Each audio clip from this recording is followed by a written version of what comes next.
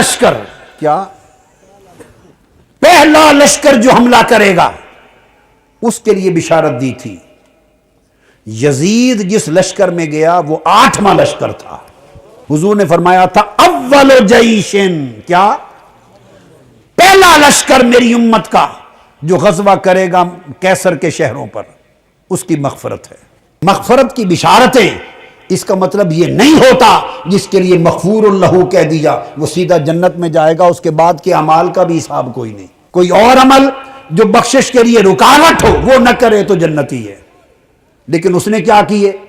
ایک تو باپ نے سزا کے طور پہ بھیجا، وہ تو جاتا ہی نہیں تھا اور گیا ہی نہیں تھا، وہ تو پہلے ہی سے ہی بخشش کا حقدار نہ رہا، اور قسطنطنیہ میں شرکت کر کے جنت اس کے حصے میں لکھی گئی، اور اس کے بعد اس بدبخت نے معرکہ کربلا بپا کیا۔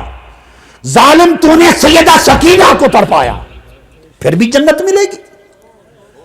تو نے علی اصغر کی جان لی تیرے لشکر نے، پھر بھی جنت ملی۔ علی اکبر چھینا، پھر جنت ملی۔ اور معرکہ کربلا کے بعد جب اہل مدینہ نے یزید کی بیعت توڑ دی، کل کتب حدیث سیر اور تاریخ میں درج ہے، تو اس نے مدینہ پر حملہ کیا، 10,000 اہل مدینہ شہید کرائے، 700 جلیل القدر صحابی شہید کرائے۔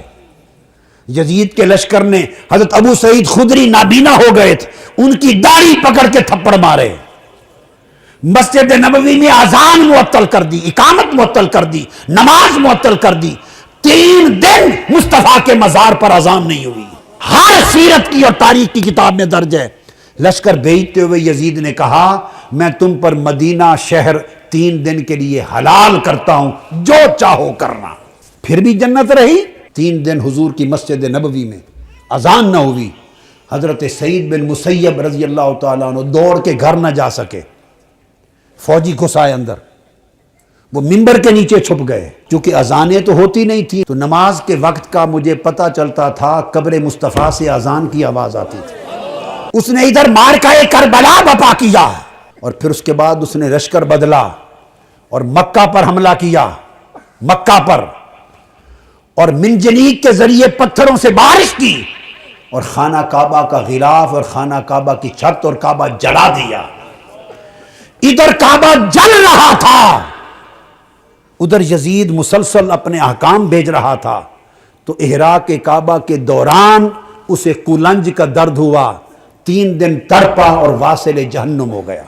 یہ اس کے کارنامے ہیں، یہ اس کے کارنامے ہیں۔ بیعت ظلم و جبر سے ہوئی، معرکہ کربلا بپا ہوا، مدینہ برباد کیا اس نے، کعبہ جلایا، اس حال میں مر گیا۔